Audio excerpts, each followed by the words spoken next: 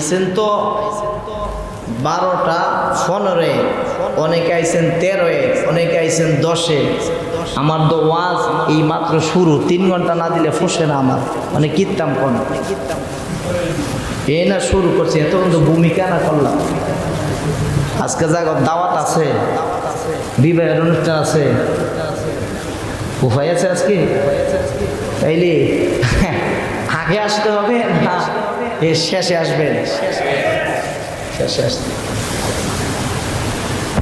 আগামী শুক্রবারে মন থাকবো। আর কেমনে চেষ্টা করতাম, আল্লাহ কোরআনে কয় তোমরা আগে আসো। ইয়া আইয়ুহাল্লাযীনা আমানু ইযা নুদিয়া লিস-সালাতি মিন ইয়াউমিল জুমআতি ফাসআউ ইলা যিকরিল্লাহ।